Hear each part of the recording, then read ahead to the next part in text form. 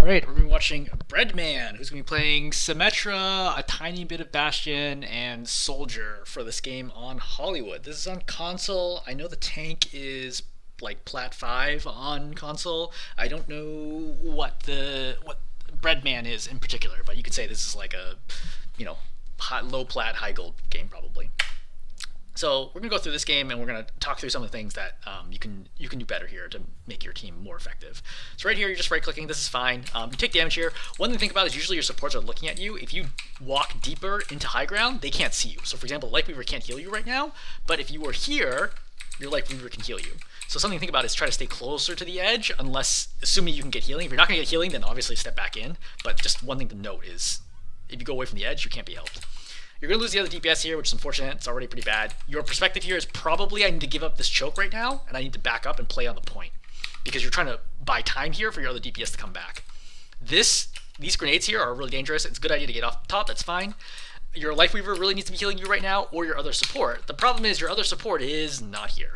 Which means that what should be a 4-on-5 right now, or should have been a 5-on-5, was actually a 4-on-5. Then you lost the May, so now it's a 3-on-5. There's almost nothing you can do here differently. Like, you're just going to die here. Especially since your Lifeweaver didn't notice you there. You're going to come out as Bastion. You're going to go up high ground. This is good, right? This is perfect. This is exactly where you want to be. And then you're going to drop here. This is a mistake. And I think you drop down here to try to save your Lifeweaver, but even if you get down here in time, your Lifeweaver is going to die anyway. Like, your Lifeweaver is really far forward right now. And you see, there's no way to save him. Like, even if you were here already shooting at him, you can't stop the Genji from killing him. Like, there's just too much damage there. So you've made a mistake. So you should take this opportunity to go back and rotate to high ground right now instead of staying main. High ground is super strong because from high ground you can shoot at the back line, and if you get in danger you can walk away from the edge like you did in the first point in order to avoid damage. But if you're on low ground, it's very obvious where you can be. You can't possibly change positions. On high ground, I could drop to the left, I could drop to the right, I could go inside this way, I could go inside this way. But if you're already here, there's only two paths, right? I can either forwards, backwards, like on the main lane, or I could go this way, or maybe retreat this way, but this takes me out of the fight. So always try to stay high ground if at all possible. Again, you can always go from high ground to low ground quickly and easily, but vice versa is not true. So you should take this opportunity to go high ground right now. You should also just shoot at people right now because you want to farm multi. So for Bastion, tank form, assault form, when you pop it, you want an enemy to be in the open where they cannot take cover from you. So this right here, you see how the Zarya instantly walks around the corner? By the time you're in assault form, there's not even a target here anymore. What you want is like imagine the Winston was the enemy Winston. That's good because then you can pop assault form and you can melt the enemy tank. So using assault form when there's like nobody there is really problematic. And you see now that you wasted assault form. Bastion's entire gameplay revolves around his assault form. If you can't get value from assault form, like get kills or force cooldowns, like enemy defensive cooldowns at least, you will never be able to win on Bastion. It's just like it's so critical to the hero that every time you pop assault form, you need to get value. For example, right now is a reasonable time to use assault form. Zarya has bubble, yes, but you can blow through the bubble almost instantly. Bastion does 350 damage a second. Bubble only blocks 200 damage. So in half a second, you've already burned through the bubble, and then you can kill the Zarya in another 2 seconds. Right? Solo, with no help whatsoever, you can just straight up kill the Zarya right here. You see the junk here? Yep. I think this is a reasonable time to use assault form. I think this is okay. For when you popped it right there, but now your assault form is going to end. So the rule for Bastion is assault form, attack. Not assault form, hide. Hide/play defensive, play with your team, and survive. So now assault form's ending, you want to get out of here, but you see how you're walking back in? This is really bad. Right now, you should honestly just put sticky and sticky jump backwards to your team to dumpster to try to get out of here. Because this Junkrat's going to hunt you down. Right? See? Like he just keeps hunting you and hunting you because at this point you're not dangerous at all without assault form. And then the Genji goes in and kills you, right? So again, note, the moment after assault form ends, your impact is over. Like, you need to reset for the next 10 seconds while you wait for your cooldown. So put grenade down, use it, jump over here, right? Play back here, wait for your team, regroup, and then fight again. Alright, that covers Bastion. Back to Symmetra. So, coming out here, we need to think, how many people are alive and how many people are dead? This is important for all roles, right, to know, right? Not just tank, but all roles need to know how many people are alive, how many people are dead. Right now, you have only your Winston out here who's going to die soon. You can tell because he's low on health, right? You can see that through a wall, by the way, right? You can see that your Winston's going to be low. So in this situation, like, there's 1, 2, 3, 4, 5 enemies out. How many do you have? Well, you have the one Winston out there who's going to die soon, and just you. You don't want to walk out right now, because all you're going to do is just instantly die. Right? So watch, you come out here, they're all going to attack you, right? And then it takes longer than it really should, but you're eventually going to die here, right? The correct thing to do here would have been, instead of going in right then, because I know you know the cart's coming, right? I'm not telling you not to contest the cart. I'm telling you not to contest the cart now. The right thing to do here would have been rotate to the right side, wait here, wait. See, like, still wait. Okay, I'd still wait because you still have time here, right? You still have more people who should be responding. Yeah, the soldier should be coming out soon. And now come out and contest. Right? And I know it seems crazy to wait that long, but that is the correct move. Because notice when you come out here, you have no chance at stopping this fight whatsoever. But the longer you wait, the more people that respawn, and you give yourself some chance at contesting this. Right? Rather than walking out and having no chance at contesting it. So understanding the numbers, like, am I up, am I down in player count? Super, super important to all the decisions that you make. I would also note a cheeky thing you could have done here while you were waiting is, when I told you to wait over here, if you went over here, put a teleporter from here over to here, and then teleported across to here, if you went up without them noticing, you could have dropped down at the last second and then melted to support. Is an option as a sneaky technique.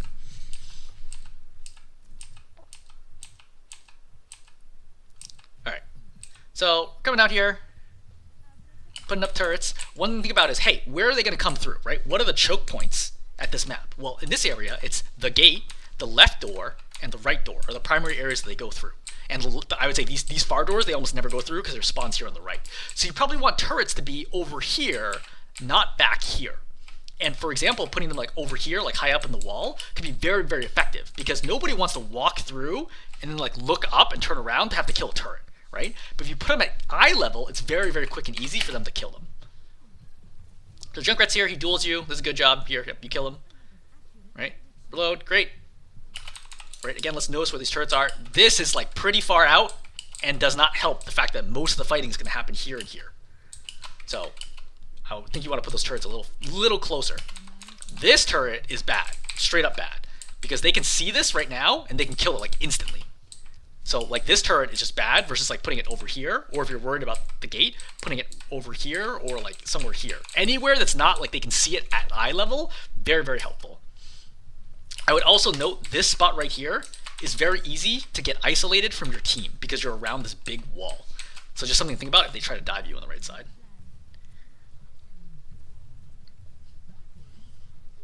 So an advanced technique here would be tracking the fact that the Zarya has grav. I do not expect that at your level, but just thinking, hey, I've never seen the Zarya grav basically. I don't think she's grabbed all game. All the entire like attack round so far. So just knowing, hey, look, she's going to grab soon is really important, and trying to split up from your team. But either way, Zarya's going to pop grab in a second, I think. Right? Like, for example, this turret's fine, because this turret's over eye level, and it'll attack them as they get through. Right? That turret's also fine. So, Zarya pops grab. You have two options here. Option number one, put up a wall and try to ride it through. Option two, teleport out of it, which is a really, really valuable trick. Actually, Symmetra is a surprisingly good counter against Zarya because of this. So in this situation, you could put a teleporter literally anywhere, but like, for example, right here would be great, and just teleport out of the grab, and you're good to go. You do put down wall here, and I think this is a good wall. I think this is a good reactive wall. And then as soon as this goes up, the key thing you should have done, as soon as the grab ended, so right now, we hear Illari pop it. And hopefully you're wearing a headset, and if you're wearing a headset, you'll know that the sound is coming through your right ear, which means the Illari is going to be on your right. She is in fact right here, coming through the right door. In that case, knowing that she's about to fire her ultimate at you, because she's going to be firing it here at the grab target, right?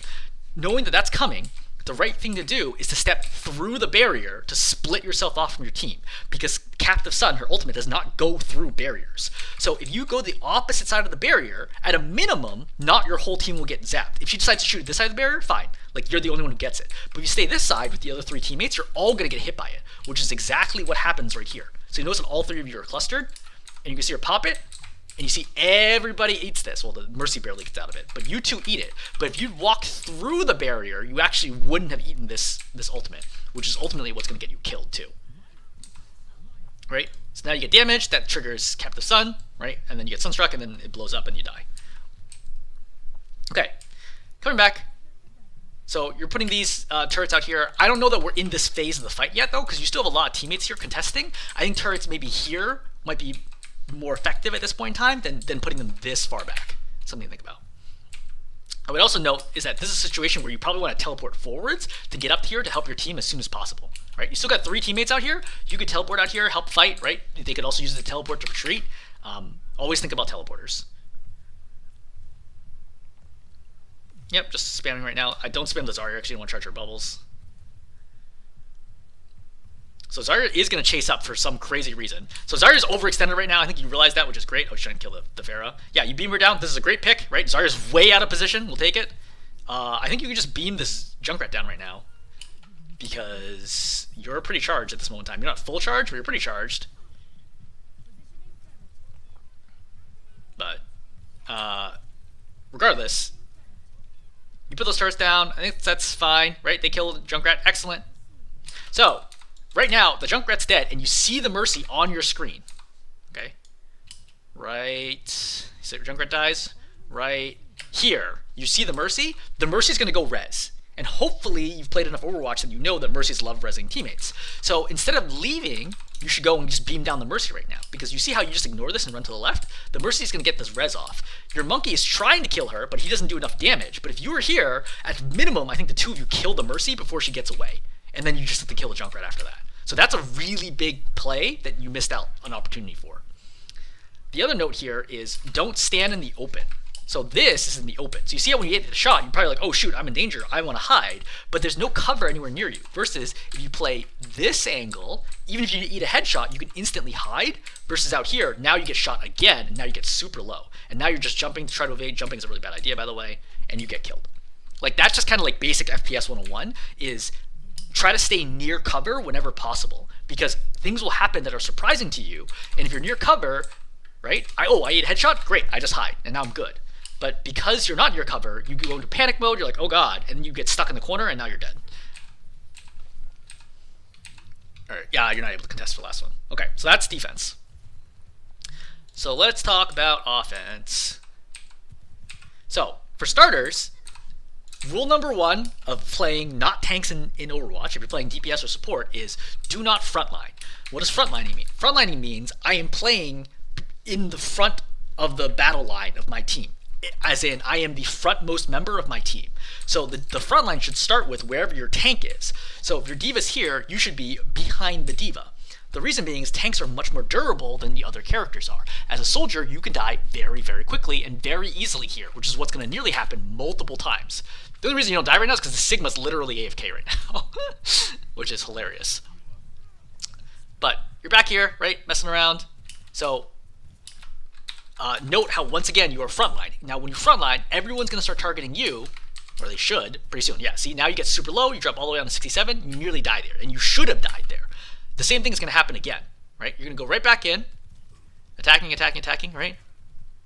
Or you put up heal station, it's fine, right? Go forwards, I think you're going to frontline again in a second.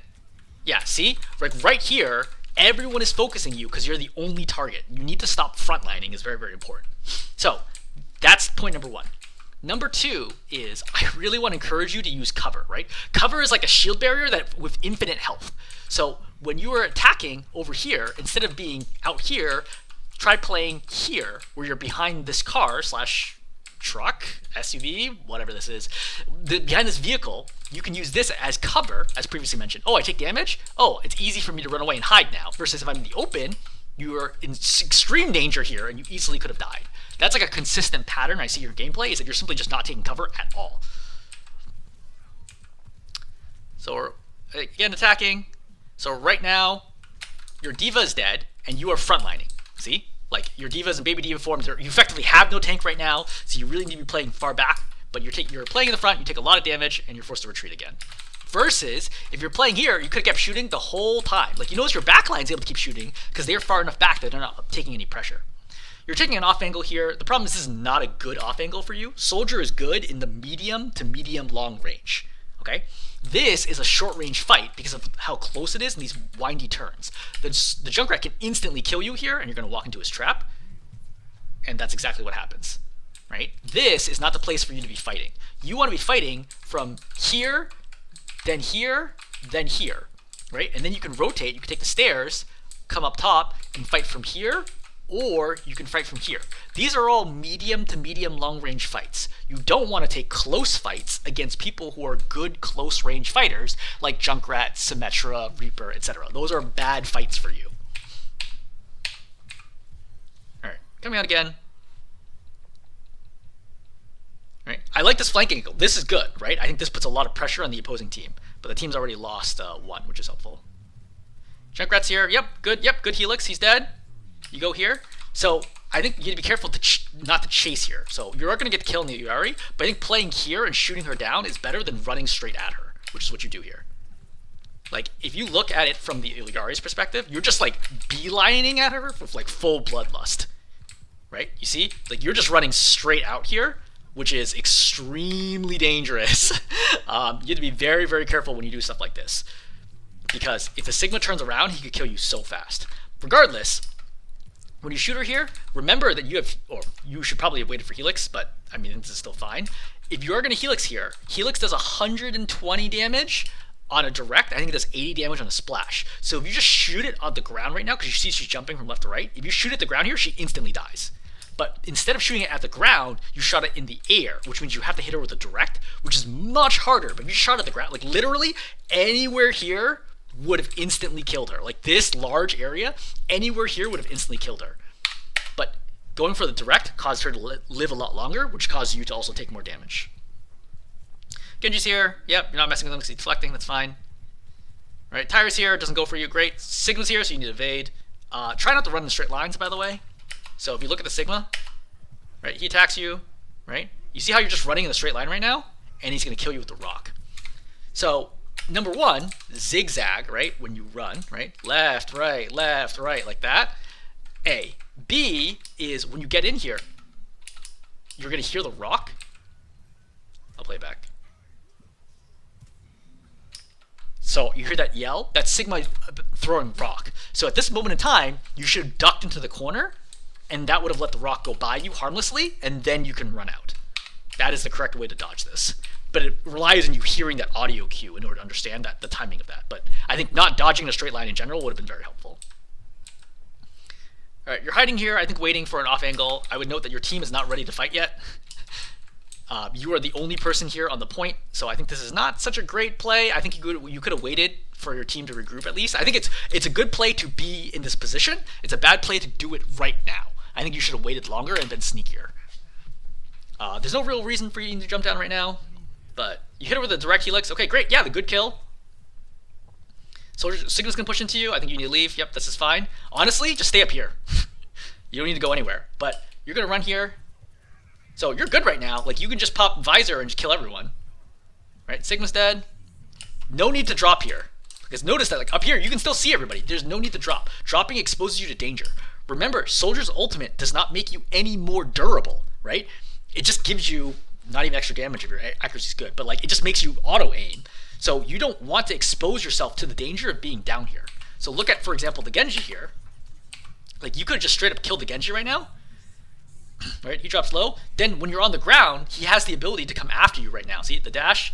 Now he attacks, right? And now he kills you because you were on low ground. But if you were on high ground, this never happens. Right? If I stay up here, bam, bam, bam, I should have killed the Genji, right? Then I go, oh, kill the Genji. Sorry, kill the Junkrat. Great. All right, now kill, whomever's left. I think that this is a big mistake, dropping at the low ground right now for no reason. But also, you really should have killed the Genji here. The reason why you don't kill the Genji is because you're going to break LOS of the Genji.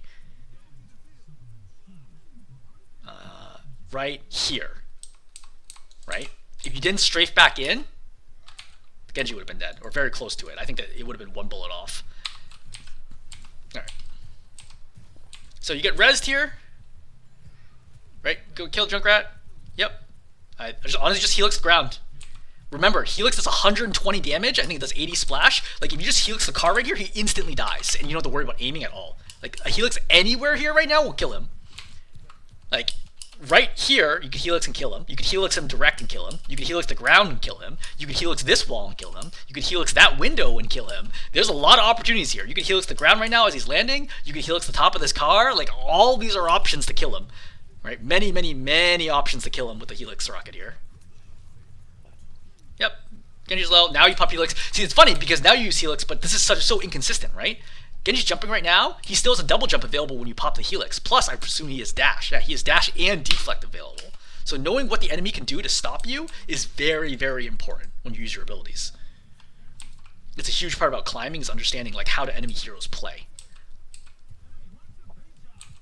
All right, so it's not your job to play on cart. In this situation, it should be your Baptiste's job to stay on cart. You should be going with your team, going up, taking high ground here. That way the cart can move unimpeded.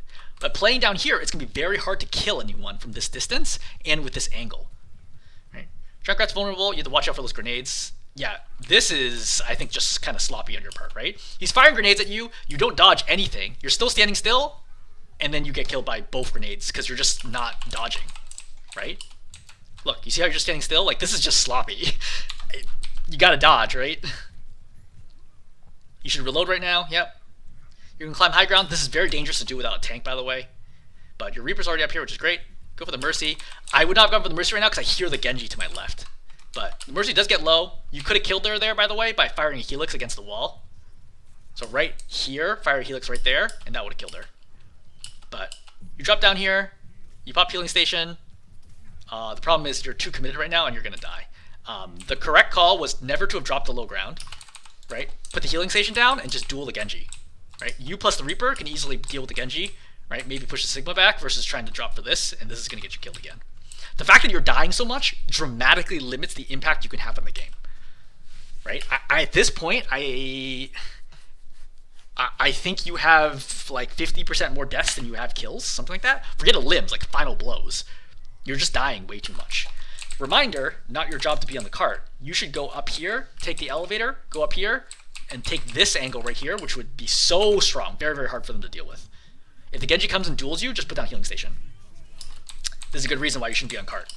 So you're going to be on cart here, which means the Sigma is going to lift both of you instead of just the Rhine. Right? And now you're super low, and you're going to drop and you're going to die. Alright. So running out of time here. Walking forwards. This is like a 5-on-2 situation. You can't do anything. Just pull back. Right? That's fine. So no reason to stay out here. Yeah, just wait for your team. Wait for your tank. This is frontlining right now, right? Again, no tank in front of you. You're the sole focus of attention for the team. And because you're frontlining, they're just going to kill you. I hope it's obvious when you show like the opposing team's perspective how out of position you are, right? You just ran by the Sigma, the Genji, the Junkrat, and the Mercy just blindly, and they just kill you because you're just doing your own thing. Are you going to get another contest here? I don't think so. Maybe. Yeah, I mean, at this point, I don't think you have a lot of time here, though, and your tank just died, so, like, yeah, you're not going to get another contest. Okay, so let's stop there. General tips. Number 1, use cover. Really important. Number 2, don't frontline. And number 3, take high ground whenever possible. Super strong. High ground really, really, really strong. And it's a huge part of a lot of maps that are designed around like forcing the attacking team to take high ground in order to progress. All right, I'm going to stop there. Hopefully it's helpful.